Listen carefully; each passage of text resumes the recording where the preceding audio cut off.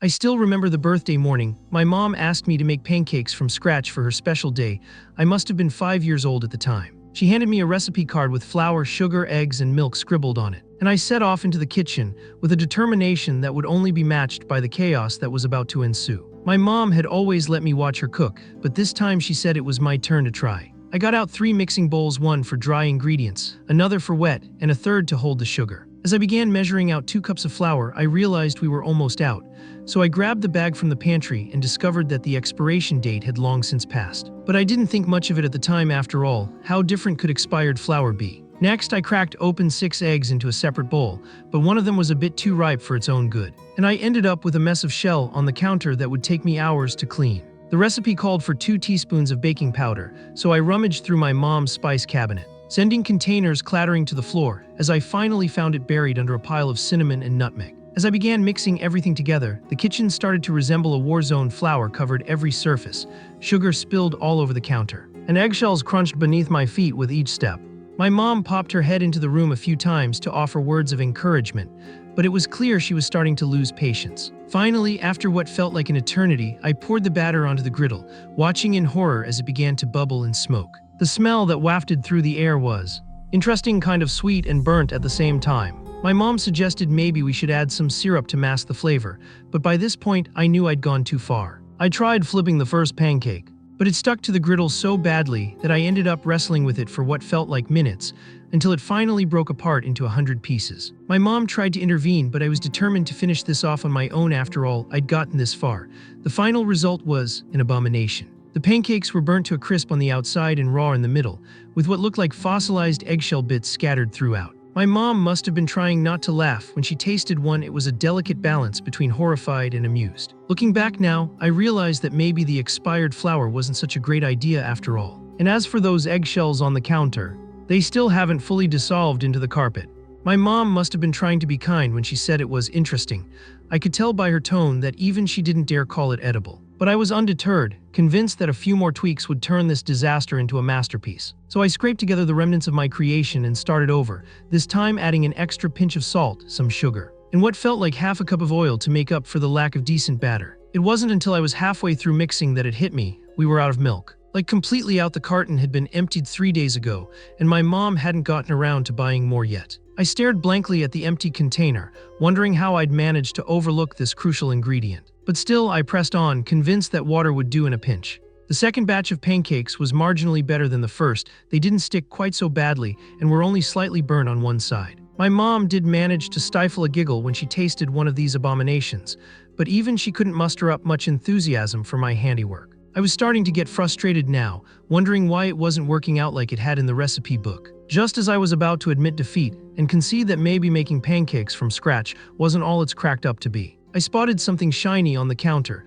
a miniature whisk my grandma had left behind. It looked just right for beating eggs, so I grabbed it and gave it a few experimental whisks through the remaining eggs and water mixture.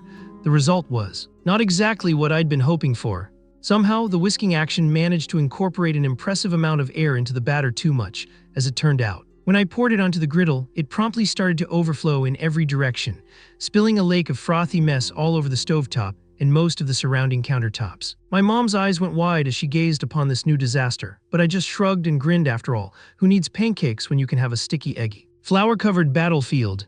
My mom took charge then, grabbing a towel to start cleaning up the chaos, while I stood back to survey my handiwork with a mix of pride and horror. She was muttering something about, well, at least you tried, but I could tell she was secretly impressed by my creativity. I mean, who needs boring old pancakes when you can create an avant-garde masterpiece like that? My mom started scraping off the worst of it onto a plate, saying we could still eat it if we added some syrup or honey to mask the flavor. But just as things were calming down, I spotted a crucial component missing from our pancake assembly line: the syrup. Or rather, what I thought was syrup, it turned out to be my mom's expensive bottle of perfume that had been left on the counter earlier. Let's just say the resulting syrup didn't quite have the intended effect, and we all ended up coughing and making faces at each other as we frantically tried to get rid of the overpowering scent. The rest of the morning was a blur of scrubbing countertops, emptying the trash, and vowing never to attempt cooking again, not because I was afraid of failing, but because I didn't think our kitchen could take it. Still, it made for a memorable birthday breakfast, and my mom later said that what she remembered most about the day was my beaming face as we sat down to enjoy our unique creation. As I looked back on that chaotic morning, I couldn't help but think that maybe I should have taken a few more notes, not just on what went wrong, but also on how it all started. You see, my mom had been raving about this new recipe she'd found online for homemade pancakes from scratch. She said they were super easy to make and would be the perfect birthday breakfast treat. So I decided to take matters into my own hands and surprise her with a special cooking session. I remember feeling so excited as I gathered all the ingredients: flour, sugar, eggs, milk, the whole shebang. My mom had left explicit instructions on how to mix everything together, but I was convinced I could do it better. After all, what's the worst that could happen, right?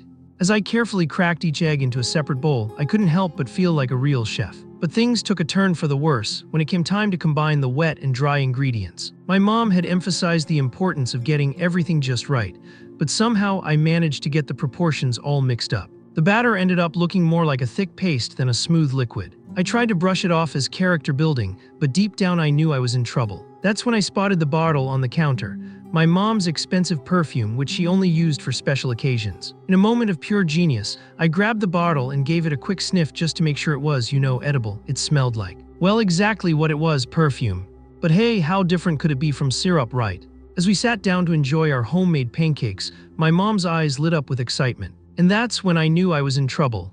The first bite was like a punch to the face, a sweet, overpowering scent that made us all gag simultaneously. It was like someone had taken a handful of perfume and poured it directly into our mouths. Looking back, I'm not sure what's more surprising: how quickly things went from bad to worse, or how my mom managed to laugh through the whole ordeal without losing her cool. Maybe it's because she knew that no matter how messy things got, at least we were having fun together. Or maybe it's just because she was secretly relieved that I didn't manage to poison us all with her expensive perfume. Either way, as we finished up our unique breakfast and began the long process of scrubbing down every surface in the kitchen, I couldn't help but feel a twinge of pride. After all, how many kids can say they've attempted to make pancakes from scratch for their mom's birthday and ended up creating a memorable experience? But what made that morning truly unforgettable was the aftermath. Mom spent the next 2 hours in the bathtub scrubbing away at the lingering scent of her expensive perfume, while I sat on the porch, trying to make sense of what had just happened.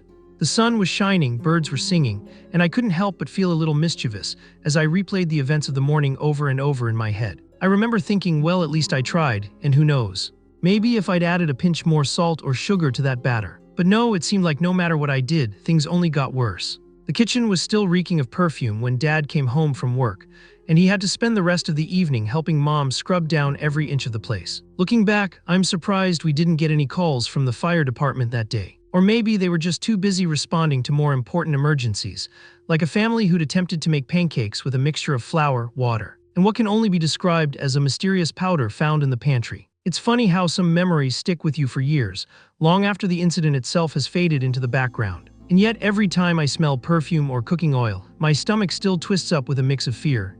Well, not exactly pride, but maybe a sense that, hey, at least I tried something new.